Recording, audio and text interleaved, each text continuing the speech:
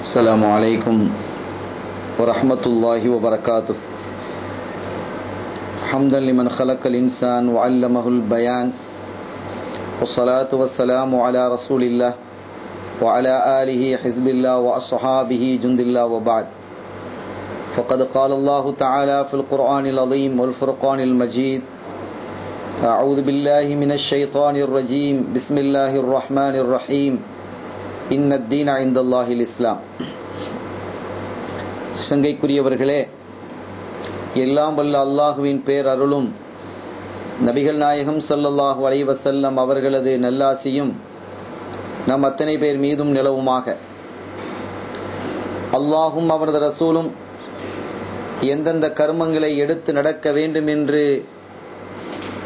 நமக்கு கட்டளையிட்டுள்ளார்களோ அவை அனைத்தையும் எடுத்து நடக்கவும், எவைகளை தவிர்த்து நடக்க வேண்டும் என்று உத்தரவு பிறப்பித்துள்ளார்களோ அவை அனைத்தையும் தவிர்த்து நடக்கவும் ஆரம்பமாக எனக்கும் உங்களுக்கும் நான் வசியத்து செய்து கொள்கிறேன். அல்லாஹ் தௌஃபீக் செய்வானாக.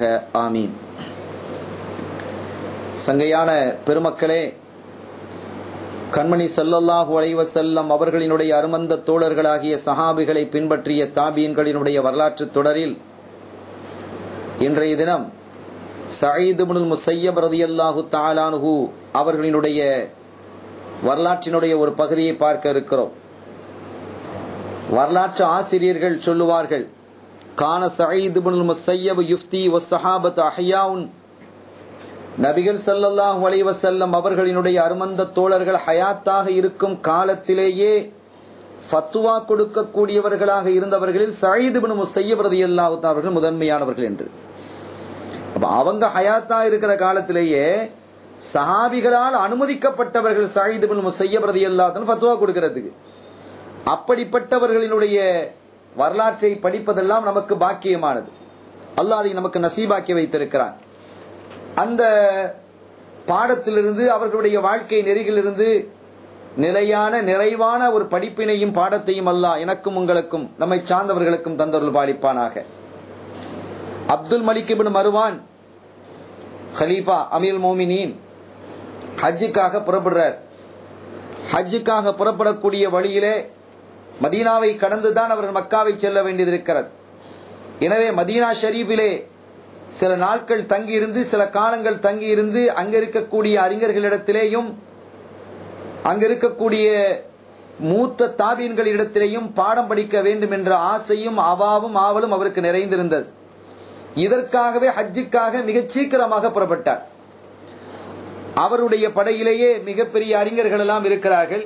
இருந்தாலும் கூட மதீனா ஷரீஃப் சென்று அங்கு இருக்கக்கூடிய உலமாக்களிடத்திலே, கிபாரு தாபியின், தாபியன்களிலே மிக மூத்தவர்களாக இருக்கக்கூடியவர்களிடத்திலே கற்க வேண்டும், கால்மடித்து அமர வேண்டும் என்ற ஆசை அவருக்கு நிறைவாக இருந்தது. அவரோடு அவர்களுடைய மக்களில் சிலரும் புறப்பட்டு வந்தார்கள். பல அதிகாரிகள் இருக்கிறார்கள், சில கவர்னர்கள் இருக்கிறார்கள், தளபதிகள் இருக்கிறார்கள். இவர்களிலிருந்து பலரும் ஒன்று சூழ, படை வீரர்களும் ஒன்று சூழ புறப்பட்டு வருகிறார். டமஸ்கஸில் இருந்து மதீனா ஷரீஃப் வந்ததும் அங்கே தொழுகையை முடித்துவிட்டு உயிரின் மேலான கண்மணி நாயகம் ஸல்லல்லாஹு அலைஹி வஸல்லம் அவர்கள் மீது ஸலவாத்தும் சலாமும் சொல்லி நீண்ட நேரம், நெடிய நேரம் ஜியாரத்து செய்கிறார். செய்துவிட்டு அதற்கு பிறகு தன்னுடைய கூடாரத்திற்கு அவர் வருகிறார். அங்கே வந்தால் வந்து அமரும் பொழுது அவருக்கு தூக்கம் மேற்கொள்கிறது. அவங்க கைலூலா தூக்கம், பகல்ல தூங்குறது இருக்கு இல்லையா, கைலூலா தூக்கம், அந்த சுன்னத்தான தூக்கம், அந்த தூக்கத்தை மேற்கொள்கிறார். அந்த காலகட்டத்திலே மஸ்ஜிதுன் நபவியிலே 3 ஹலக்காத்துகள் நடந்தது. ஹல்காக்கள், திக்ர் மஜ்லிஸுகள், இல்முடைய மஜ்லிஸுகள், 3 மஜ்லிஸுகள் நடந்து கொண்டிருந்தது. ஒன்று சையதுனா உர்வத் இப்னு ஸுபைர் ரலியல்லாஹு தஆலா அன்ஹு அவர்கள் அதை நடத்தி கொண்டிருந்தார்கள். இன்னொன்று சயீத் இப்னுல் முஸய்யப் ரலியல்லாஹு தஆலா அவர்களுடைய வரலாற்றை தான் இப்போது நாம் பார்க்கிறோம். மூன்றாவதாக அப்துல்லாஹ் இப்னு உத்பா ரலியல்லாஹு தஆலா அன்ஹு அவர்கள். இப்படி 3 கிபாரு தாபீன்கள், தாபீன்களிலே மிக மூத்தவர்களாக இருக்கக்கூடிய அவர்களுடைய மஜ்லிஸ் புனிதமான மஸ்ஜிதுன் நபவியிலே நடந்து கொண்டிருந்தது. இந்த தூக்கத்திலே ஆழ்ந்து போய்விட்ட கலீஃபா திடீரென்று விழிக்கிறார். அது வளமையா விழிக்கிற நேரமும் இல்லை, கொஞ்ச நேரம் நீண்ட நேரம் தூங்கக்கூடிய ஆள் தான். திடீர்னு விழித்துட்டார். விழித்தது அவருடைய கல்வில ஒரு மாதிரி படபடப்பு. தன் பக்கத்தில் இருந்த ஒரு அதிகாரி அழைத்து சொன்னார், என்னுடைய கல்விலே ஒரு படபடப்பு போன்று இருக்கிறது. எனவே தாங்கள் மஸ்ஜிது நபவிக்கு சென்று அந்த மஸ்ஜிது நபவியிலே இருக்கக்கூடிய ஒரு அறிஞரை அழைத்து வந்தால் அவரின் மூலமாக பல விஷயங்களை நான் கற்றுக்கொள்வேன், ஞானம் பெறுவேன், அதன் மூலமாக என்னுடைய மனது சாந்தி அடையும். எனவே நீங்கள் சென்று ஒரு நல்ல அறிஞரை அழைத்து வர வேண்டும் என்று இங்கே அதிகாரிக்கு கட்டளையிடுகிறார். அதிகாரி லேசான அதிகாரி, ஒரு பெரிய அதிகாரி. அவர் அங்கிருந்து வர்றார். வந்து மதீனா மஸ்ஜிது நபவியிலே அவர் பார்க்கிறார். அங்கே ஒரு மஜ்லிஸ் தான் அப்போது நடந்திருக்கிறது, 2 மஜ்லிஸ்கள் முடிந்து விட்டது. இல்முடைய மஜ்லிஸ்கள் ஹரகாத் முடிந்தது, ஹல்கா முடிந்து போயிருக்கிறாங்க. ஒரே ஒரு மஜ்லிஸ் மாத்திரம் நடந்து கொண்டிருக்கிறது. இவருக்கு யாருங்கிறது தெரியாது. ஒரு ஷேக் உட்கார்ந்து நடத்திக்கிட்டு இருக்கிறாங்க. அவர் சற்று தூரத்தில் நடந்து இப்படி கையை காட்டுறார். இந்த அதிகாரி அங்கே பாடம் நடத்தி கொண்டிருக்கக்கூடிய ஷேக இங்க வாங்க அப்படின்னு இப்படி கையை காட்டுறார். ஷேக் இப்படி பார்த்துட்டு அதை கண்டுக்கிடையில தொடர்ந்து பாடம் நடத்துறாங்க. அதுக்கு பிறகு அவர் இப்படி கையை காட்டிக்கிட்டே இருக்கிறாரு. இவங்க அதை கவனிக்கல, கண்டுக்கிடையில. இவர் அங்கிருந்து வந்தார். இந்த அதிகாரி வந்து நேராக கிட்டே வந்து அமர்ந்து, என்ன நான் உங்களை கூப்பிட்டேனே, நீங்க வரலையே, அலம் தர அன்னி உஷீரு இலைக்க, நான் உங்களை இப்படி இப்படி கூப்பிடுறேன், நீங்க என்ன பாக்கலையா? இலையான நீங்க இப்படி கூட்டது என்னையா அப்படின்னு கேட்கறாங்க. இவங்க என்னையா கூப்பிட்டீங்க? ஆமா உங்களை தான். ஒமா ஹாஜத்துக்க, ஒமா ஹாஜத்துக்க, உங்களுடைய தேவை என்ன என்று இவங்க கேட்கறாங்க. இஸ்தைகல் அமீர் மோமினின், அமீர் மோமின் தூங்கிட்டு இருந்தாங்க, இப்ப முடிச்சுட்டாங்க. அவங்க என்ன பார்த்து சொன்னாங்க, இம்மு இலல் மஸ்ஜித், மஸ்ஜித் நபவிக்கு சென்று ஒன்னுரு ஹல் தரா அஹதன் மின் ஹுத்தாதி ஃபாதீனி, எனக்கு யாராவது ஹதீது சொல்லக்கூடிய, நல்ல ஹதீது சொல்லக்கூடிய ஸல்லல்லாஹு அலைஹி வஸல்லம் உடைய வாழ்க்கை வரலாறு குர்ஆனை எடுத்து சொல்லக்கூடிய ஒரு உபன்யாசரை எனக்கு எங்கிட்ட கூட்டுவாங்க அப்படின்னு சொன்னாங்க. அதனால நான் என்ன செஞ்சேன், உங்களை கூட்டு வந்திருக்கிறேன். மான மின் ஹுத்தாதி. அப்ப இவங்க சொன்னாங்க, நான் அவருக்கு ஹதீஸ் சொல்ற ஆள் இல்லப்பா, நீ போயிட்டு வரலாம். அவருக்கு ஹதீஸ் சொல்ற ஆள் தானே கூப்பிட்டீங்க, நான் அது அவருக்கு ஹதீஸ் சொல்ற ஆள் இல்லை, நீங்க கூட்டு போங்க. இல்ல இல்ல நீங்க வரணும், ஒரு அமீர் முமில கூப்பிடுறாங்க. அப்ப அவங்க சொன்னாங்க, இந்த மஸ்ஜித் பாத்தியா, எவ்வளவு பெரிய மஸ்ஜித், எவ்வளவு இடம் இருக்கு. அப்படி ஒருவேளை அவருக்கு ஹதீது, நான் அங்க வந்து அவருக்கு ஹதீஸ் சொல்லக்கூடியவனாக இல்லை, அவருக்கு ஹதீது வேண்டும் என்று இருக்குமேனா அவர் இங்க வரச்சோம், இங்க வந்து உட்காரட்டும், பிரச்சனை இல்லை. இவருக்கு கோபம் வந்துட்டு, ஒரு அமீர் மோமினின், ஒரு ஜனாதிபதி, ஒரு மாபெரும் அரசர் அழைக்கிறார், ஒரு சாதாரண ஒரு மனிதர், ஒரு ஆலிம்சா, அவர் அல்லிமா முஅல்லிமாக இருக்கக்கூடிய இவர் வருவதற்கு மறுக்கிறார், இப்படி சொல்கிறார் என்ற கோபத்தோடு அங்கிருந்து நரம்பு, கழுத்து நரம்புகள் எல்லாம் புடைக்கும்படியாக கோபம் மேலிட்டு அங்கிருந்து புறப்பட்டு வர்றார். நேரா வந்து ஹலீஃபாட்ட சொன்னார், ஹலீஃபா என்ன நீங்க பாத்தீங்களா, நான் போனதும் அங்கே ஒரு மனிதர் இருந்தார், ஆனால் அவரு இங்க வர்றது இல்லை, வர முடியாதுன்னு சொல்லிட்டாரு.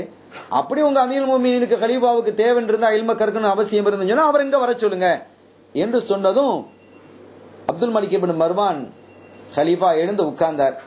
அவருக்கு மனசு கொஞ்சம் சங்கடமாக இருந்தது. அவர் சொன்னாரு, அது வேற யாருமா இருக்காது, சயீத் இப்னு முஸையிபா தான் இருக்கும் ரலியல்லாஹு தஆலா, அது வேற யாரா இருக்காது. இப்படி பேசுற ஒரு ஆளாக இருந்தா அது சயீத் இப்னு முஸையிப் ரலியல்லாஹு தஆலா அவங்க தான் என்று சொல்லிவிட்டு, சரி பரவாயில்லை, நாம என்ன செய்யலாம், நாம போலாம் என்று ஆடைகளை அணிந்து கொண்டு ரெடியாவே அங்கிருந்து புறப்படுறாங்க. அதுக்கு இடையில் இந்த செய்தி அந்த அதிகாரிகளிடத்திலே விளங்கிவிட்டது. அதிகாரிகளிடத்திலாம் விளங்குகிறது, அந்த தகவல் கிடைக்கிறது. தகவல் கிடைத்து அதிகாரிகள் என்ன செய்கிறார்கள், அங்கிருந்து புறப்படுறாங்க. அவரோட அவருடைய பிள்ளைகளும் என்ன செய்யறாங்க, வர்றாங்க. அந்த பிள்ளைகளை, ஒரு பிள்ளைக்கு சரியான கோபம், கடுமையான கோபம் வருகிறது. என்ன ஆச்சரியம் இது,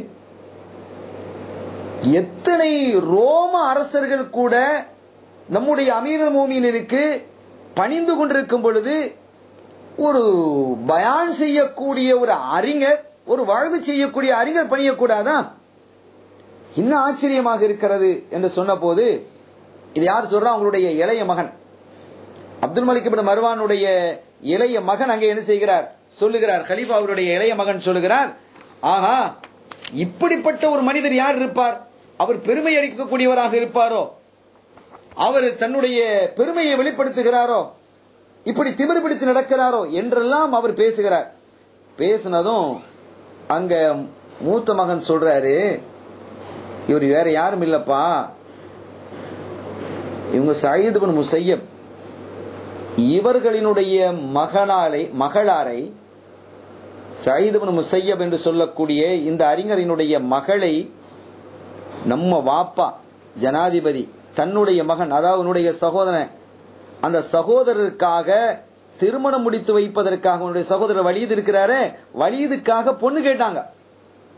பொண்ணு கேட்டும் கூட இவங்க தர மறுத்துட்டாங்க என்று சொன்னதும் இளைய மகனுக்கு ஆச்சரியமும் கோபம். என்னடா இது, நம்ம வாப்பா என்னுடைய சகோதரர் வலீதுக்காக இவங்கிட்ட போய் கேட்டாங்களா? இவங்கிட்ட போய் மாப்பிள்ளை பொண்ணு கேட்டாங்க. ஆமா, அப்படி கேட்டு இவர் மறுத்தாரா? ஆச்சரியமாக அல்லவா இருக்கிறது. அப்படி என்ன இருக்கிறது இவரிடத்துல, எப்படி மறுக்கலாம்? அப்படியானால் இவர் ஒரு பெருமைக்காரராகத்தான் இருப்பார், ஒரு திமிர் பிடித்தவராகத்தான் இருப்பார் என்றெல்லாம் அவங்க பேசிக்கிட்டு இருக்கிறாங்க. இப்படி பேசிக்கிட்டு இருக்கும் பொழுது சரி என்ன ஆச்சு, அவருடைய பிள்ளை கல்யாணம் முடிச்சு கொடுத்துட்டாரா என்ற கதையெல்லாம் அங்க வருகிறது. எல்லாரும் மஸ்ஜித் நபவிக்கு வந்தாச்சு. மஸ்ஜித் நபவியில வந்து அப்துல் மலிக் இப்னு மர்வான் கலீஃபா அமீர் மோமினின் அவங்களுடைய சயீத் இப்னு முஸையப் ரலியல்லாஹு தஆலா மஜ்லிஸ்ல போய் உட்கார்ந்துட்டார். எல்லாரும் கொஞ்சம் பின்னால உட்கார்ந்துக்கிறாங்க, மத்தவங்க எல்லாம் கொஞ்சம் தூரமா உட்கார்ந்து கேட்டுக்கிட்டு இருக்காங்க. பாடம் நடக்குது. பெரிய ஆள் சொல்றாரு, அதுக்கு பிறகு தெரியாதுப்பா, நம்ம வாப்பா என்ன செஞ்சாங்க, சகோதரர் வலீதுக்காக வேண்டி இவங்ககிட்ட பொண்ணு கேட்டாங்க. ஆனா இவர் பொண்ணு கொடுக்க மறுத்துட்டாரு.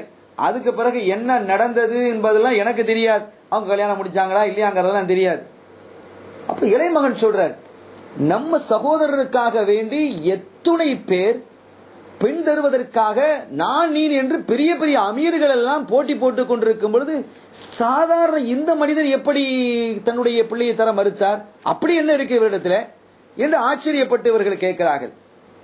எவ்வளவு ஆச்சரியம்! நாளைக்கு ஒரு காலகட்டத்தில் அல்லாஹ் ஹயாத்தை நீளமாக்கி போட்டு வைக்கணும். நம்ம வாப்பா வஃபாத் ஆயிட்டா வலீது தான் என்ன செய்ய போறாரு, ஜனாதிபதியாக ஆக போறார்.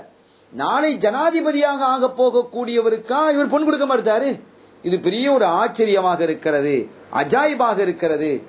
இவர் பொண்ணு மகளுக்கு கல்யாணம் நடந்துக்குமான்னு கூட தெரியல, இப்படிப்பட்ட ஒரு மனிதராக இவர் இருப்பார் என்றெல்லாம் அவங்களை பத்தி கொஞ்சம் குறைவா இவர் பேசுறார் இளையவர்.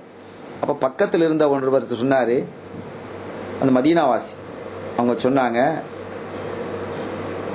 அமீர் மோமினினுடைய மகன், நீங்க அமீராக இருக்கிறீங்க, ஒரு கவர்னராகவும் இருக்கிறீங்க, ஒரு பெரிய அதிகாரியா இருக்கிறீங்க. இதா அதினலில் அமீரு கசஸ்து அலைஹி கபரஹா குல்லஹு. அந்த பெண்ணுக்கு கல்யாணம் ஆயிட்டா இல்லையா, கல்யாணம் முடிஞ்சிருக்காதுன்னா நீங்க பேசிக்கிட்டு இருக்கீங்க, காதல விழுந்தது. அமீர் எனக்கு நீங்க உத்தரவு தந்தா நான் என்ன செய்வேன், எனக்கு அந்த வரலாறுலாம் எனக்கு தெரியும், நான் சொல்லுவேன்.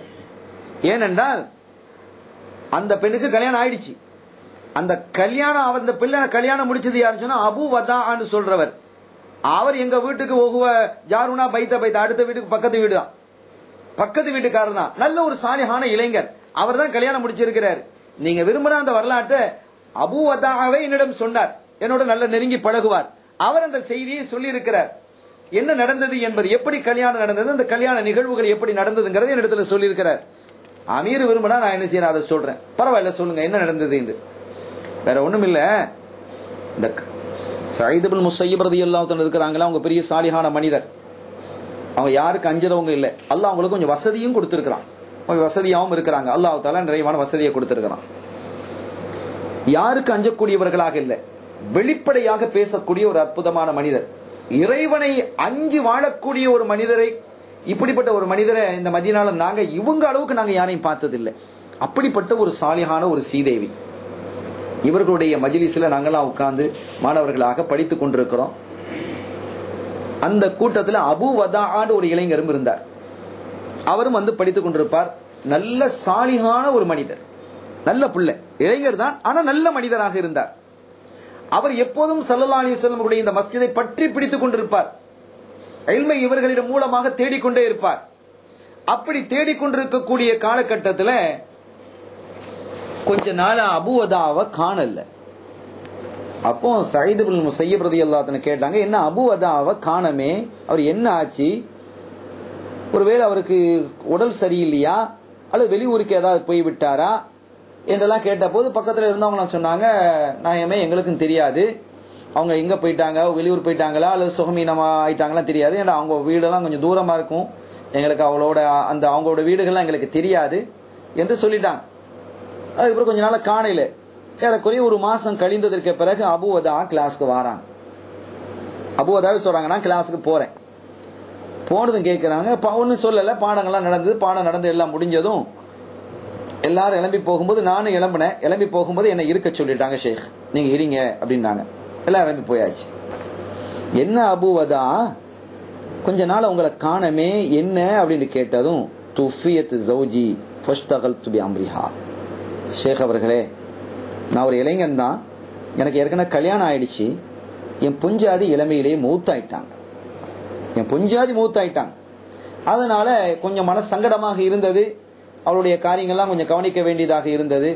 அதனால நான் அங்கேயே இருந்து மற்ற காரியங்கள் எல்லாம் கவனித்து விட்டு கொஞ்சம் நிதானமாக ஆனதற்கு பிறகு நான் கல்வியை கற்பதற்காக மீண்டும் ஸல்லல்லாஹு அலைஹி வஸல்லம் மஸ்ஜிதுக்கு நான் வந்திருக்கிறேன் உங்களுடைய சமூகம் என்று சொன்னதும், அல்லாஹ் அக்பர்தனா யா பா வதா ஃபுனுவாசிக வனஷஹது ஜனாஸதஹா மஅக வனுஈனக அலா மா அன்த ஃபீஹி. என்ன இன்னைக்கு வேலை செஞ்சீங்க அபூவதா? அப்படி ஒரு நிலை நடந்திருந்தால் நீங்க சொல்லி இருக்கலாமே, எங்களுக்கும் சொல்லியிருந்தா நாங்க உங்களுக்கு உதவி இருப்போம், உங்களுடைய மனைவியினுடைய ஜனாசாவில கலந்து கொண்டிருப்போம், உங்களுக்கு இருக்கக்கூடிய என்னென்ன காரியங்கள் செய்யணுமோ அதுலயும் நாங்க பங்கு பெற்றிருப்போம் இல்லையா? ஏன் எங்களுக்கு நீங்க அறிவிக்கை இல்லை? ஜஸாக்கல்லாஹ் கைரா வஹமம்து என்று சொல்லி அல்லாஹ் உங்களுக்கு அதுக்கு இவங்க பதில் சொல்லல.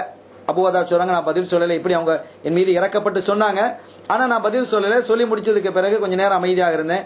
அல்லாஹ் உங்களுக்கு சரி இப்படியெல்லாம் எங்கள் மீது இறக்கப்படுவதற்கு அல்லாஹ் உங்களுக்கு ஜஸாக்கல்லாஹ் கைரா என்று சொல்லிட்டு நான் எழும்புவதற்காக முனைந்த போது அவங்க சொன்னாங்க, என்ன போறீங்க, கொஞ்சம் இருங்க என்று சொன்ன போது நான் இருந்தேன். சரி, அபூவதா மனைவிதான் மௌத்தாயிட்டாங்க, கிட்டத்தட்ட ஒரு மாத காலம் நெருங்கிடுச்சு. இதற்கு பிறகு நீங்க ஏன் இன்னும் ஒரு கல்யாணம் முடிக்க கூடாது, கல்யாணம் முடிக்கிறது இல்லையா அப்படின்னு கேட்டாங்க. அப்ப நான் சொன்னேன், யர்ஹமுக்குல்லா, அல்லாஹ் உங்களுக்கு ரஹமத் செய்யட்டும் ஷேக் அவர்களே, உமையு ஸவ்விஜ்னி இப்னதஹு வ அன ஷாபுன் நஷா யதீமன் வ ஆஷ ஃபகீரா. ஷேக் அவர்களே, நான் இளைஞன் தான், ஆனால் அதே சமயத்தில் இப்ப நான் மனைவியும் இழந்துட்டேன். நான் இளமையிலேயே எத்தீமாக வளர்ந்து, எனக்கு வாப்பா கிடையாது, அம்மா இருக்கிறாங்க, ஆனா எத்தீமா தான் நான் வளர்ந்துட்டேன், வாப்பா கிடையாது. ஆஷ ஃபகீர், என்னுடைய வாழ்வு முழுவதுமே ஏழ்மையும் கஷ்டமும் தான் என்னிடத்துல. எங்க வீட்டுல பொருள்கள்லாம் கூட இல்லை. அப்படிப்பட்ட ஒரு ஏழையாக இருக்கக்கூடியவருக்கு யார் தம் பிள்ளைய கல்யாணம் முடிச்சு வைப்பாங்க? அப்படிங்கும்போது என்கிட்ட இருக்கிறது 2 அல்லது 3 திர்ஹம் தான் இருக்கு, தீனார் கூட இல்லை, வெள்ளி காசு தான். 2 அல்லது 3 திர்ஹமோ தான் என்கிட்ட இருக்கு. இப்படி இருக்கும் பொழுது எனக்கு யாரா கல்யாணம் முடிச்சு வைப்பாங்களா? மகர் கொடுக்கறது கூட எனக்கு வழி இல்லையே, யாராவது தந்தா நான் சாப்பிட்டுக்கிறேன், அந்த நிலைமையில நான் உட்கார்ந்துட்டு இருக்கிறேன். அப்படிப்பட்ட நிலைமையில எனக்கு யார் கல்யாணம் முடித்து வைப்பார் என்று சொன்ன போது சயீத் இப்னு முஸய்யிப் ரலியல்லாஹு அன்ஹு சொன்னாங்க, வஅன உஸவ்விஜுக இப்னதி, எம் பிள்ளைய நான் உங்களுக்கு கல்யாணம் முடிச்சு வைக்கிறேன் அப்படின்னா. இப்படி சொன்னதும் திகைத்து போய் அப்படியே என்னுடைய நாவு அருந்து விழுவது போன்றிருந்தது. ஃபனஅகத லிசானி, எனக்கு பேச்சு அருந்து விட்டது. அப்படி கடைசியில் நான் திகைத்து கேட்டேன், அந்த யா ஷேக், நீங்களா? உங்க பிள்ளையே பெரிய பெரிய இடங்களில் இருந்தான் கேட்டு வருது. எவ்வளவு பெரிய ஜனாதிபதிகளும் அமீர்களும் கவர்னர்களும் பெரும் பெரும் பதவியில இருக்கக்கூடியவர்கள் எல்லாம், ஆட்சி அதிகாரத்தில் இருக்கக்கூடியவர்கள், நல்ல குலம் கோத்திரத்தில் உள்ளவர்கள், வசதி மிக்கவர்கள் எல்லாம் உங்க பிள்ளைய எங்களுக்கு தாங்க தாங்க என்று ஒவ்வொருவரும் கேட்டு அழிந்து கொண்டிருக்கும் பொழுது, கேவலம் ஒரு சாதாரணமான ஒரு ஏழை, ஒரு அனாதை, 2-3 திர்ஹத்தை மட்டுமே சொந்தமாக்கி வைத்திருக்கக்கூடிய ஒரு பசித்திருக்கக்கூடிய ஒரு மனுஷனை எனக்கு கல்யாணம் முடிச்சு வைக்கிறேங்கிறீங்களே அப்படி கேட்கும்போது, உண்மைதான் நான் சொல்கிறேன். உனக்கு கல்யாணம் முடிக்க விருப்பமா இல்லையா? அத சொல். உனக்கு விருப்பமா இல்லையா? நாங்க உங்க பிள்ளைய கல்யாணம் முடிப்பதற்கு யாருக்கு விருப்பம் இருக்காது? உங்க பிள்ளைய பத்தி இந்த ஊர்ல பெருசா பேசுறாங்க. ஒரு சாலிஹத்தான பெண், ஸல்லல்லாஹு அலைஹி வஸல்லம் உடைய காலத்திலே வாழ்ந்த பெண்களை போன்று அற்புதமான ஒரு பெண்ணாக அவர் இருக்கிறார் எல்லாம் பேசிக்கிட்டு இருக்கிறாங்க. அப்படி ஒரு பெண்ணை கல்யாணம் முடிக்கணும் என்றுதானே இவ்வளவு பெரிய போட்டி நடந்து கொண்டிருக்கிறது. அதற்கு விருப்பம் இல்லை என்று யாராவது சொல்வார்களா? ஆனா நான் அதுக்கு தகுதியானவனாக இல்லை என்று சொல்லும் பொழுது அவங்க சொன்னாங்க, ஃபனஹனு இதா ஜாஅனா மன்னர்லா தீனஹு வ குலுகஹு ஸவஜ்னாஹு. நாங்க யாருடைய தீனையும் அவங்களுடைய குணத்தையும் குண ஒழுக்கத்தையும் நாங்க பொருந்திக் கொள்கிறோமோ அவங்களுக்கு என் பிள்ளையை முடிச்சு கொடுப்போம். மற்றபடி வேற எதையும் நாங்க பார்க்க மாட்டோம். அவர் பெரிய கோத்திரத்தில் உள்ளவரா, பெரிய வசதி வாய்ப்புகள்ல உள்ளவரான நாங்க பார்க்க மாட்டோம். நாங்க எப்படி கல்யாணம் முடிச்சு வைப்போம்? நாங்கள் மன்னர்லா தீனஹு வ குலுகஹு, அவருடைய தீனையும் குலுக்கையும் நாங்க புரிந்து கொள்வோம் என கல்யாணம் முடிச்சு வச்சிரும். நீங்க அபூவதா வஅன்த இந்தனா மர்லியுத் தீனி வல் குலுக், இந்த 2 தீனும் குலுக்கும் எங்களிடத்தில், உங்களிடத்தில் இருக்கக்கூடிய மார்க்கம், உங்களிடத்தில் இருக்கக்கூடிய குணம் 2மே என்னிடத்தில் பொருத்தமானது, நான் பொருந்திக் கொள்கிறேன். நீங்க விரும்பினா கல்யாணம் முடிச்சு வைக்கிறேன், எனக்கு ரொம்ப விருப்பமாக இருக்கிறது என்று சயீத் இப்னு முஸையிப் சொன்னதும் இவங்க கை கால்லாம் பதறுது. அபூ வதா சொல்கிறார்கள், என்னுடைய கை கால்லாம் பதறுது, என்ன செய்வது, எனக்கு இப்படியெல்லாம் நடக்குமா, நான் கனவு காணுகிறேனா, உண்மையா என்றெல்லாம் நான் ஆச்சரியப்பட்டு போயிட்டேன். அதுக்கப்புறம் சரி நான் கல்யாணம் முடிக்கிறது சம்மதம் அப்படின்றதும், அப்படியா சொன்னதும் அவங்க சயீத் இப்னு முஸையிப் பக்கத்தில் தன்னுடைய நெருக்கமான தோழர்கள் இருந்தாங்க, அவங்க மட்டும் மற்ற மாணவர்கள்லாம் போயிட்டாங்க. எல்லாரும் வாங்கன்னு கூப்பிட்டாங்க. எல்லாரும் வந்தாங்க. இவருக்கு தெரியுமா? ஆமா தெரியுமே, எங்களோட தானே உட்காந்துக்கிறான் அபூ வதா. அவங்களோட மனைவி மௌத்தாயிட்டாங்க, இதனால ஆச்சு. அவர் மனைவி இல்லாம தன்னால உட்காந்துக்கிட்டு அவருக்கு வாப்பவும் கிடையாது, சகோதர சகோதரியும் இல்ல, நம்ம கஷ்டப்பட்டுக்கிட்டு இருக்கிறார். அவருக்கு இன்னொரு துணை தேவைதானே அப்படின்னா, ஆமா துணை தேவைதான், அவர் கல்யாணம் முடிச்சு வச்சா இன்னொரு நல்லதான்.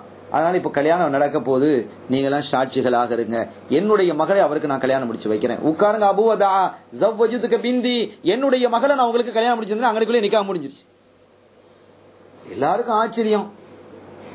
அதற்கு பிறகு எனக்கு என்னையே நம்ப முடியவில்லை. அப்படி ஒரு சந்தோஷம் மனதிலே இருந்தாலும் கூட, ஒருவேளை அந்த பெண்ணுக்கு நாம் தகுதியிலேயோ, இவ்வளவு பெரிய மகானினுடைய பிள்ளையை கல்யாணம் முடித்திருக்கிறோமே, நாம் தகுதியற்றவனாக இருப்போம் என்றெல்லாம் மனதில் உளைச்சல் இருந்தது. நான் அன்னைக்கு நோன்பு வச்சது கூட நான் மறந்துட்டேன். அதுக்கப்புறம் தான் மகரிபு நெருங்கும் பொழுது எனக்கு ஞாபகம் வருது. நாங்க மஜ்லிஸ் எழும்பி வந்துட்டேன், வீட்டுக்கு வந்து மற்ற காரியங்களில் ஈடுபட்டு மகரிபுக்கு நெருக்கமாக இருக்கிறது. சரி என்ன செய்வது இருந்ததுல, நான் ஏற்கனவே அந்த மகருக்காக 2 திர்ஹம் நான் ஏற்கனவே அவர்களிடத்துல கொடுத்தேன். 2 திர்ஹம் அவ்வளவுதான் என்னால் கொடுக்க முடிந்தது. 2 திர்ஹத்தை கொடுத்தாச்சு. இருந்தது 3 தான் இருந்தது, 2 3 இருந்து பார்த்தா 3 இருக்கு, 2 கொடுத்தாச்சு, 1 பாக்கி. இப்படிப்பட்ட நிலையில் எனக்கு கல்யாணம் முடிந்து நான் என்னுடைய இல்லம் வந்து விட்டேன், என்னுடைய வீட்டுக்கு வந்து விட்டேன். என்னுடைய வீட்டுல நான் மாத்திரம் தான் இருக்கிறேன், என்னோட மனைவி இருந்துட்டாங்க, பக்கத்து வீட்டுக்காரங்க இருக்கிறான். நான் அன்று நேரம் கழித்து தான் எனக்கு ஞாபகம் வருகிறது நான் நோன்பு வைத்திருக்கிறேன். எனவே இருந்த ஒரு பழைய கொஞ்சம் ரொட்டி இருந்தது, அதுவும் ஒரு உப்பு எண்ணெயை வைத்து நோன்பு திறப்பதற்கு மகரிபு தொழுது விட்டு நோன்பு திறப்பதற்காக நான் அங்கே உட்கார்ந்து பிஸ்மில்லா சொல்லி வாயை வச்சிருக்கிறேன். என்னுடைய வீட்டு கதவு தட்டப்படுகிறது. அபூ வதா அப்படின்னு ஒரு சத்தம் வருது. அங்க யார் இந்த நேரத்தில் வந்து தட்டுறா? நோன்பு திறந்துகிட்டு இருக்கிறேன் நான். யாரு அப்படின்னு கேட்டேன் நான். சயீத் அப்படின்னு ஒரு சத்தம் வந்தது. நான் நினைச்சேன் சயீதுனா அந்த சயீதோ, இந்த பக்கத்து வீட்டுக்கார சயீதோ, அல்லது அடுத்த தெருவில் இருப்பாரு, நம்மளோட நல்ல நெருக்கமா பேசிட்டு இருப்பாரு அந்த சயீதோ என்று பல சயீதுகளை நான் நினைச்சுக்கிட்டு இருக்கிறேன். ஆனா என்னுடைய சிந்தனையில ஒரே ஒரு சயீது மாத்திரம் வரவில்லை. யாரு? எனக்கு கல்யாணம் முடிச்சது எங்க மாமா, எங்க ஷேக் சயீத் இப்னு முஸையிப் ரலியல்லாஹு அன்ஹு. அவங்க மாத்திரம் என்னுடைய ஞாபகத்துல வரல. அவங்கள தவிர மத்த எல்லா சயீதும் ஞாபகத்துல வந்துருச்சு. அவரா இருக்குமா இவரா இருக்குமா கதவை போய் திறந்து பார்த்தா சையதுனா சயீத் இப்னு முஸையிப் ரலியல்லாஹு அன்ஹு நின்னுட்டு இருக்கிறார். சுப்ஹானல்லாஹ், யா ஷேக் நீங்களா? ஆமா என்ன விஷயம்? நாயகமே நீங்க சொல்லி இருந்தா நான் வந்திருப்பனே, தாங்க இவ்வளவு நேரம் வந்திருக்கிறீங்க, ஏன் அவங்கள் என்னுடைய சிந்தனையில் வரவில்லை என்றால், மதீனாவிலே பேசிக் கொள்வார்கள் 40 வருட காலமாக வீட்டையும் மஸ்ஜிது நபவியும் தவிர அவங்க வேற எங்கேயும் போனதில்லையா, கடை தெருவுக்கு கூட போனதில்லை. எனவே அப்படிப்பட்ட நிலையில இன்னைக்கு கல்யாணம் முடிஞ்சிருக்குது, இந்த நேரத்தில் இங்கெல்லாம் வருவாங்கன்னு கூட நான் நினைக்கவில்லை. அவர்கள் வந்து நிற்கிறார்கள், என்ன ஆச்சரியமாக இருக்கிறது என்று நான் உள்ள வாங்க என்று சொன்னதும் வேற ஒண்ணும் இல்ல, அபூ வதா நீங்க உங்களுக்கு காலையில கல்யாணம் முடிஞ்சிருச்சு. அப்ப நான் நினைச்சேன், ஆஹா கல்யாணம் முடிஞ்சதுல இப்ப அவங்களுக்கு கொஞ்சம் மனசு சங்கடப்பட்டாங்க போல இருக்கு, நம்ம தகுதி இல்லாதவங்கிறது அவங்களுக்கும் தெரிஞ்சு போச்சு, நம்மகிட்ட வேற ஏதோ சரி ஏதோ நடந்து போச்சுமா, நானும் அவசரத்துல என்ன செஞ்சிட்டேன், ஏதோ மேல இருந்த பிரியத்துல கல்யாணத்தை முடிச்சு வச்சுட்டேன், இப்போ வேற மாதிரி இருக்குது, வீட்ல எல்லாம் பெண்கள் வேற விதமா பேசுறாங்க என்று அதை சொல்றதுக்காக வந்திருக்கிறாங்க. இருந்தாலும் பரவாயில்ல, நாம தான் தகுதி இல்லையே, நாம என்ன செஞ்சிருவோம், விடுதலை கொடுத்துருவோம் என்கிற மாதிரி அவர் நினைத்து கொண்டு, ஷேக் அவர்களை என்ன விஷயம்? இல்ல கல்யாணம் நடந்தது இல்ல. ஆமா கல்யாணம் நடந்தது, நீங்க இப்ப தனியா இருப்பீங்க வீட்டுல, உங்களுக்கு உதவி ஒத்தாசை செய்வதற்கு யாரும் இல்லாத நிலையில உங்களுடைய மனைவி என் வீட்டுல வச்சுட்டு இருந்தா அது நல்லா இருக்காதே, உங்களுக்கு ஹிதுமத்து செய்யணும்ங்கிறதுக்காக என் பிள்ளைய கூட்டிட்டு வந்துட்டேன் அப்படின்னா என்ன பின்னால நிக்கிறான். பார்த்தா ஒரு முக்காடு போட்டு ஒரு பெண் அப்படியே தலை குனிந்து நிற்கிறது. எனக்கு கை கால் எல்லாம் உதறுகிறது. என்ன புள்ள வந்திருக்கிறாங்களா? ஆமா புள்ள வந்திருக்கிறாங்க. எனக்கு வேற வெக்கமாக இருந்தது. நம்முடைய மனைவி முதலாக நம்ம வீட்டுக்கு வர்றாங்க, ஒழுங்கான உணவு கூட இல்லையே, ஆக பழைய ஒரு ரொட்டியையும் உப்பையும் வச்சு நம்ம நோம்பு திறந்துட்டு இருக்கிறேன். இதை பார்த்தா அவங்க என்ன நினைப்பாங்கன்னு சொல்லி அந்த விளக்கு வெளிச்சத்திலிருந்து ரொட்டியும் உப்பையும் நான் நகட்டி ஒளிச்சு வச்சுட்டேன். அபூ வதா சொல்றாங்க, நான் ஒளிச்சு வச்சுட்டேன், அவ்வளவு பெரிய ஏழ்மை எனக்கு இருந்தது. நான் என்ன செய்தேன், அதற்கு பிறகு என்னை பார்த்து சயீத் இப்னு முஸையிப் ரலியல்லாஹு அன்ஹு சொன்னாங்க, புள்ள இவங்க தான் உங்களுடைய கணவர், உங்க மாப்பிள்ளை, என்ன செய்யுங்க, போங்க அவங்களுக்கு போய் உங்களுக்கு செய்ய வேண்டிய ஹிதுமத்துகள் எல்லாம் நீங்க செய்யுங்க என்று சொன்ன போது அந்த புள்ள காலடி வெக்கத்துல தலையை நிமிர்ந்து கூட பார்ப்பதற்கு வெக்கப்பட்டு காலடி எடுத்து வைக்கும்போது இடறி கீழே உள்ள பார்த்தாங்க. கீழே உழக்கூடிய புள்ளைய போய் பிடிக்கணுமே என்ற உணர்வு கூட எனக்கு இல்லை. நான் அந்த அளவுக்கு திகைத்து போய் நிற்கிறேன். என்ன நடக்கிறது என்று எனக்கே புரியாம நான் திகைத்து போய் நிற்கிறேன். கடைசியில் ஒரு வகையாக அவங்க உள்ள வந்தாங்க. அப்போ அல்லாஹ் தஆலா உங்களுக்கு ரஹமத்து செய்யட்டும், நீங்க சிறப்பாக உங்களுடைய மனைவியோடு நீங்க வாழுங்க. ஏதாவது குறைகள் இருந்தா இந்த இடத்துல என்ன செய்யுங்க, தெளிவுபடுத்துங்க. அந்த பிள்ளைகளிடத்துல நிறைய குறைகள் இருக்கலாம். அந்த குறைகள் இருந்தால் நீங்கள் கொஞ்சம் பொறுத்துக் கொள்ளுங்க. என்னிடத்துல நீங்கள் தெளிவுபடுத்தலாம். நான் அந்த பிள்ளைக்கு நான் செய்து நான் என்ன செய்து கொள்கிறேன், திருத்திக் கொள்கிறேன் என்றெல்லாம் இப்படி சொன்னதும், மா உன்னுடைய கணவனுக்கு செய்ய வேண்டிய ஹக்குகள் என்ன என்று நமது கண்மணி நாயகம் ஸல்லல்லாஹு அலைஹி வஸல்லம் நமக்கு சொல்லி தந்திருக்கிறாங்களோ அந்த அடிப்படையில் பிள்ளை நீங்க நடந்துக்கிடணும் என்று சொல்லி விட்டுட்டு அவங்க போயிட்டாங்க. புள்ள உள்ள உட்கார்ந்து இருக்கிறாங்க. இப்ப நான் வேற இருக்கிறேன். சட்டு நினைச்சேன், ஒரு படிக்கு மேல வீட்டுல ஒரு மாடி படி மாதிரி இருக்கு, அந்த படியில ஏறி நின்று பக்கத்து வீட்டுக்காரர்களாம் அழைத்தேன், என்னுடைய அண்டை வீட்டுக்காரர்களே என்று சொன்னதும் என் மீது எல்லாரும் நல்ல பாசமா இருப்பாங்க. ஆனா அவங்க எல்லாம் வந்து பார்த்தாங்க, என்ன அபுவதா என்ன விஷயம், ஏன்னா எனக்கு மனைவி மௌத்தா போனது தெரியும். ஒரு நல்ல விஷயம் தான், அதை உங்ககிட்ட எல்லாம் சொல்லணும். என்ன விஷயம், என்ன விஷயம் சொல்லுங்க. இல்ல எனக்கு காலையில கல்யாணம் முடிஞ்சிட்டு. அப்படியா, இப்ப எங்களுக்கு சொல்லலாம் இல்லையே, எதிர்பாராத விதமாக இப்படி நடந்தது. எங்க யாரு பொண்ணு யாரு? சரி, நான் சயீத் இப்னு முஸய்யப் ரலியல்லாஹு அன்ஹு அவங்க மகளை தான் அவங்க கல்யாணம் முடிச்சு வச்சாங்க. உனக்கு பைத்தியம் பிடித்து விட்டதா அபுவதா? சயீத் இப்னு முஸய்யபினுடைய மகளை கல்யாணம் முடிக்கிறதுக்கு வரிசையில பெரிய பெரிய ஜனாதிபதியினுடைய, கவர்னரினுடைய, பெரும் பெரும் ஆட்சியாளர்களுடைய பிள்ளைகளுக்கெல்லாம் கல்யாணம் முடிப்பதற்கு அவர்களெல்லாம் வரிசையா நிக்கிறாங்க. அவங்க பிள்ளைய கல்யாணம் முடிச்சுன்னு சொல்லுதே. பக்கத்துல ஒருத்தர் சொல்றாரு, மனைவி மேல ரொம்ப பாசமா இருந்தாரு, இளம் மனைவி மூத்தாயிட்டாங்க, அதனால கொஞ்சம் மூளை ஏதோ இதாயிட்டு போல இருக்குது, அப்செட் ஆயிட்டார் போல இருக்கு அப்படின்னு. இது உங்க காதுல விளங்குகிறது. எனக்கு எந்த குழப்பமும் இல்லை, நான் சரியாக இருக்கிறேன். உண்மையிலேயே நடந்ததுதான். உங்க வீட்டுல இருக்கக்கூடிய பெண்கள் பெரியவர்கள் யாரா இருந்தா அவங்கள உள்ள வந்து பார்க்க சொன்னாங்க. அவங்க உள்ள உட்கார்ந்து இருக்கிறாங்க. உடனே என்னப்பா ஒரு வயது முதிர்ந்த பெண்கள் வர்றாங்க. அபுவதானி என்ன சொல்ற, நாங்களும் எங்க வீட்டுல இருந்து கேட்டுக்கிட்டு தான் இருக்கிறோம். சயீத் இப்னு முஸய்யப் ரலியல்லாஹு அன்ஹு அவங்களுடைய மகளையா நீ முடித்திருக்கிறாய். இது மதீனாவிலேயே சிறந்த பெண் என்று சொல்லப்பட்ட ஒரு பெண் அல்லப்பா. பெரும் பெரும் கோடீஸ்வரர்கள், பெரிய பெரிய செல்வந்தர்கள் எல்லாம் தன்னுடைய பிள்ளையை கொடுப்பதற்கு உடனடியாக தன்னுடைய மகன்களுக்கு எப்படியாவது அந்த பிள்ளையை மனைவியாக பெற வேண்டும், மருமகளாக அவளை கொண்டு வந்து விட வேண்டும் என்று துடித்துக் கொண்டிருக்கிறாங்க. நீ என்னடா சும்மா வீட்டுக்கு பள்ளிவாசல போயிட்டு வந்தா கல்யாணம் முடிச்சிட்டு சாதாரணமா சொல்கிறாய், என்னப்பா இது, என்ன என்ன ஆச்சு உனக்கு? இல்ல பெரியவங்களே, நீங்க தானே சொல்றீங்களே, வந்து பாருங்களேன், உங்க பிள்ளைகள் தானே, வந்து பாருங்க என்றதும் அந்த பெரிய மனுஷிகள் எல்லாம் ஒண்ணு வந்து பாக்குறாங்க. அங்கே சயீத் இப்னு முஸய்யப் ரலியல்லாஹு தன்னுடைய மகளார் அங்கே இருந்து கொண்டிருக்கிறாங்க. எல்லாருக்கும் பெரிய ஆச்சரியம். அவங்க சொன்னாங்க, வயது முதிர்ந்த பெண்களை பார்த்து, அம்மா கொஞ்சம் நீங்க அந்த பிள்ளையோட இருங்க, தனியா இருக்கிறாங்க, அந்த பிள்ளையோட இருங்க, எங்க உம்மா ரொம்ப தூரத்துல பாயுதார் கொஞ்சம் தூரத்தில் இருக்கிறாங்க, அவங்கள போய் நான் கூட்டிட்டு வந்துடுறேன். அவங்களுக்கு இந்த செய்தி தெரியாது, அவங்கள போய் நான் கூட்டிட்டு வந்துடுறேன், தயவு கூர்ந்து அது வரைக்கும் நீங்க இங்க இருக்கலாம். அதுக்கு என்ன வாப்பா, நாங்க பாத்துக்கிறோம், இந்த பிள்ளையோட இருக்கிறதுக்கு நாங்க கொடுத்து வச்சிருக்கணுமே என்று அவங்க என்ன செஞ்சாங்க, பாதுகாத்துக்கிறோம்னு சயீத் இப்னு முஸய்யப் ரலியல்லாஹு தஆலா அவருடைய மகளோடு அந்த பெண்கள் இருக்க, நான் என்ன செய்ய, அபுவதா சொல்கிறார், நான் விரைந்து ஓடி வந்தேன், என்னுடைய தாயாரையும் அழைத்துக் கொண்டு, எல்லாரும் தாயை அழைத்துக் கொண்டு நான் வீட்டுக்கு வந்தேன். என்னுடைய மனைவியை பார்த்த போது அவங்க அப்படியே ஆச்சரியப்பட்டு போயிட்டாங்க.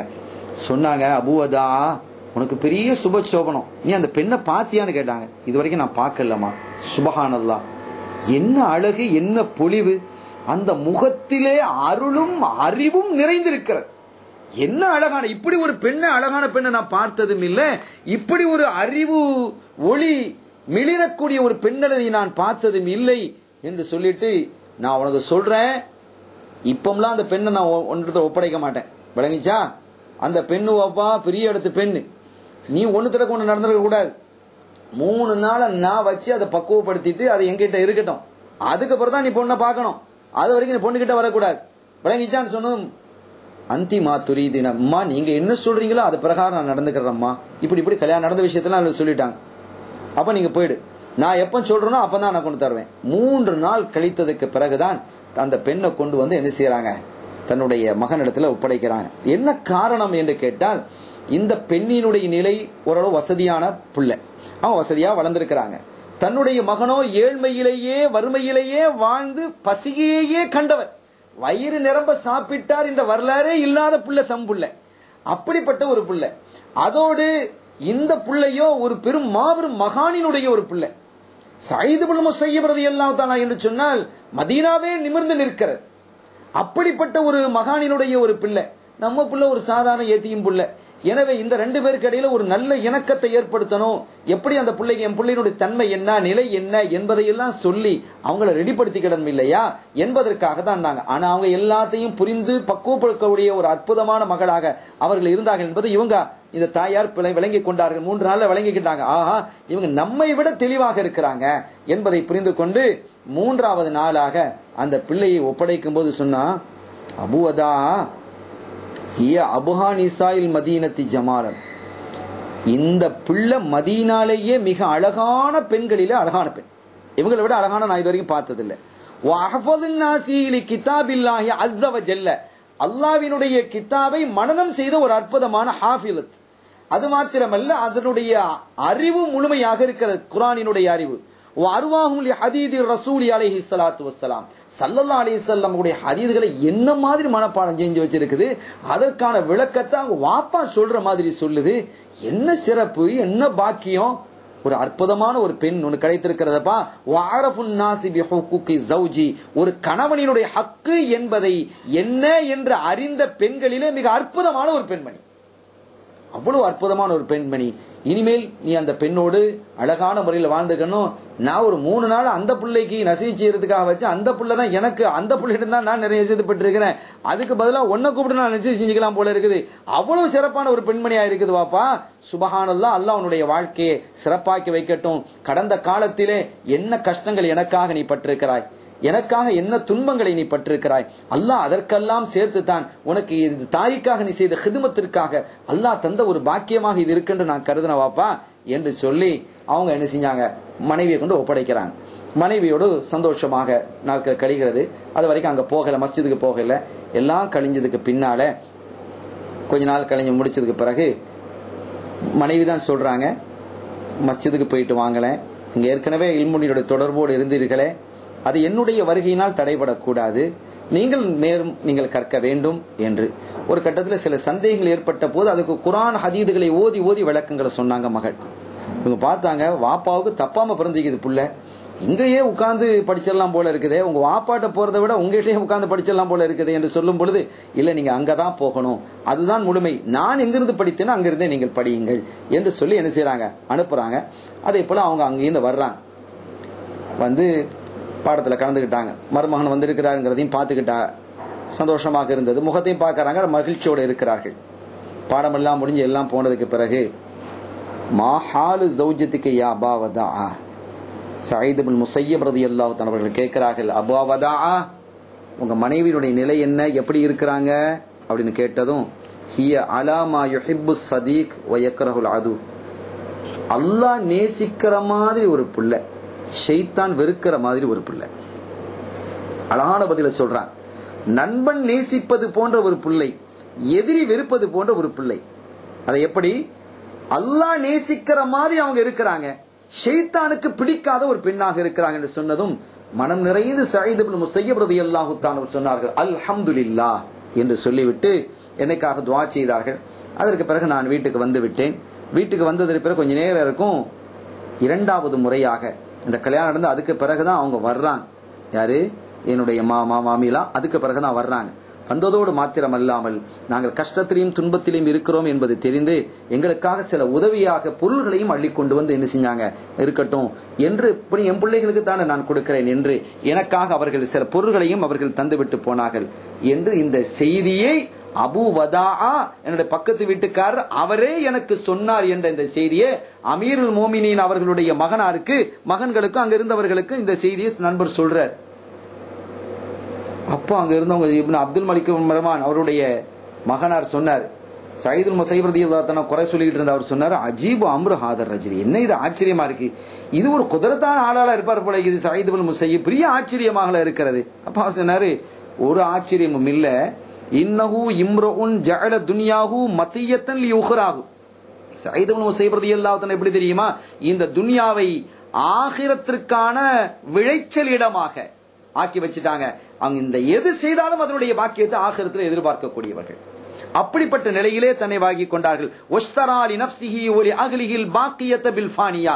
இந்த உலகத்தை அழித்து அழிந்து போகக்கூடிய இந்த உலகத்தை விட்டுவிட்டு அதை விற்று தனக்காகவும் தன்னுடைய குடும்பத்திற்காகவும் ஆகிரத்தை வாங்கி கொண்ட பெருமகனார் இவங்க என்று சொல்லிவிட்டு வலார ஆகு ஒன்னு தெரிஞ்சுக்கங்க, உங்க சகோதரர் வலீது அவருக்காக இவங்களுடைய பிள்ளைய உங்க வாப்பா கேட்ட போது பிள்ளைய தரமாட்டேன்னு அவங்க சொன்னாங்க இல்லையா, அது ஒரு குஃபு இல்லைங்கிறதுக்காக இல்ல, குஃபுலாம் இருக்கு அதெல்லாம் அதற்காக சொல்லல. இது விஷயமாக அவருடைய நண்பர்களே அவங்க இடத்துல என்ன செய்யப்பட்டது, கேட்கப்பட்டது. ஏன் நீங்க பிள்ளையே நீங்க கொடுத்திருக்கலாமே, ஹலீஃபாவே கேட்கிறாங்க, அமீர் மோமினின் ஜனாதிபதி கேட்கும் பொழுது ஜனாதிபதியினுடைய பிள்ளைக்கு நீங்க கொடுத்திருக்கலாமே என்று கேட்கப்பட்டது. அப்ப அவங்க பதில் சொன்னாங்க, யாரு, சையதுனா சயீத் இப்னு முஸய்யிப் பதில் சொல்றாங்க, இன்னப்னதி அமானத்துன் ஃபீ உனுகி, என் மகள் என்னுடைய கழுத்திலே தொங்கிக் கொண்டிருக்கக்கூடிய அமானத், அவங்கள சரியான இடத்துல ஒப்படைக்க வேண்டிய பொறுப்பு எனக்கு இருக்கிறது. இப்படி இருக்கும் பொழுது அவருடைய துனியாவினுடைய வாழ்க்கை ஆகிரத்தினுடைய வாழ்க்கை அல்லாஹ்வுக்கும் அவனுடைய ரசூலுக்கும் பொருத்தமானதாக இல்லாம நான் ஆக்கிட்டேன்னு சொன்னா நாளைக்கு அல்லாஹ்விடத்திலே நான் பதில் சொல்ல வேண்டியது இருக்கும். இப்ப இந்த நிலையில நான் அமீருல் மோமினின் ஜனாதிபதி வீட்டுல நான் கல்யாணம் முடிச்சு கொடுத்தேன்னு சொன்னா என்ன நடந்திருக்கும், அங்க இருக்கக்கூடியவர்கள் வீட்டுல தக்கல்லபத் பைன ரியாஷிஹா வ அசாதிஹா, அங்க இருக்கக்கூடிய நிறைய கவர்ச்சியான பொருட்கள், நிறைய அற்புதமான விரிப்புகள், அங்க இருக்கக்கூடிய சேர்கள், அங்க வீட்டில் இருக்கக்கூடிய விலை உயர்ந்த பொருட்களோடு அவளும் என்னுடைய மகனும் பிறண்டு போயிடுவான். அது மாத்திரமல்ல, ஒகாமல் ஹுதமு வல் ஹஷமு வல் ஜவாரி பைன எதையா வா யமீனியா வஞ்சிமாரியா, அவளுக்கு முன்னால பின்னால இடது பக்கம் வலது பக்கம் வேலைக்கார பொம்பளை அந்த பொம்பளை இந்த பொம்பளை என்று எல்லாம் இருந்து இவளை சோம்பேறி ஆக்கி இவளை வேலை செய்ய விடாம கடைசியில் துனியாவையே மோகன் ஆக்கிடுவாங்க. சும்மா வஜதத் நஃப்ஸஹா பஅத ذلك زوجத்தின் خليف. அதுக்கு பிறகு கொஞ்ச காலத்துக்கு பிறகு வாப்பா மௌத்தாயிட்டா இவருடைய கணவன் தான் என்ன செய்வாரு, கலீஃபா வருவார், அமீர் முஃமினீன் வருவார், அமீர் முஃமினீன் மனைவின்னு இருக்கும். அதற்கு பிறகு இவருடைய தீன சுல்ஹு பண்றதுக்கு அவளுக்கு வாய்ப்பு இருக்கிறதா, அந்த நிலை இல்லாமல் போய்விடும் என்பதற்காகத்தான் என்னுடைய மகளினுடைய ஆகிரத்து மிகச் சிறப்பாக இருக்க வேண்டும் என்பதற்காக. துனியாவும் பாழாகி ஆகிரத்தும் பாழாகிவிட்ட எத்தனையோ மக்களை நாம் பார்க்கிறோம். அப்படிப்பட்டவர்களில் என்னுடைய மகளும் ஆகிவிடக் கூடாது என்பதற்காகத்தான். இந்த செய்தியெல்லாம் கேட்டிருந்த அந்த டமாஸ்கஸ்ல இந்த வந்திருந்த ஒரு ஆள் சொன்னாரு, எபுது அன்ன சாஹிபக்கும் திராசுன் ஃபரீது மினன் நாஸ். அல்லாஹு அக்பர். நீங்க சொல்லக்கூடிய இந்த விஷயத்தை பார்த்தா இப்படிப்பட்ட இந்த சையதுனா சயீத் இப்னு முஸய்யிப் ரலியல்லாஹு தஆலா அன்ஹு ஒரு தனித்த மனிதர் தான், ஒரு நாதிர். இப்படிப்பட்டவங்களை எல்லாம் இந்த உலகத்துல இனிமேல் பார்க்க முடியுமா என்று கூட நாங்கள் நினைக்கிறோம். எவ்வளவு ஆச்சரியமாக இருக்கிறது. மதீனாவை சேர்ந்தவர் சொன்னார், அந்த அவர் சொன்ன பதில் சொன்னவங்க சொல்றாங்க, நீங்க சொல்றதா உண்மை. அப்படிப்பட்ட ஃபஹுவ ஸவ்வாமு நஹாரின் வ கவ்வாமு லைலின், எப்ப பார்த்தாலும் பகல்ல நோன்பு தான் வச்சிருப்பாங்க, இரவு முழுவதும் நின்று வணங்கக்கூடியவர்களாக இருந்தார்கள். ஏறக்குறைய 40 ஹஜ்ஜுகள் என்ன செஞ்சிருக்கிறாங்க, இவங்க செய்திருக்கிறார்கள். அது மாத்திரமல்ல, நாங்கள் அறிந்திருக்கிறோம், வமா ஃபாத்தத்துஹு தக்பீருல் ஊலா ஃபி மஸ்ஜிதிர் ரசூல் அலைஹி ஸலாத்து வஸ்ஸலாம் முன்து 40 ஆமன். 40 வருஷமா இந்த மஸ்ஜிதுன் நபவியிலே தக்பீரத்துல் ஊலா அவ்வல் தக்பீர் இவங்களுக்கு தப்புனது இல்லை. 40 வேளை தொழுகிறது பெரிய பாக்கியம் சொல்லி நம்ம போய் எப்படியாவது 40 வேளையா தொழுகணும்னு சொல்லி ஹாஜிகள் நம்ம அங்க போறோம். ஸல்லல்லாஹு அலைஹி வஸல்லம் உடைய ஜியாரத்துக்கு செல்லும் பொழுது மதீனாவிலே 8 நாட்கள், குறைந்தபட்சம் 8 நாட்கள் தங்கி 40 வேளையாவது கிடக்கணும். ஆனா 40 வருஷமா அவங்க அந்த இடத்துல தொழுதிருக்கிறாங்க.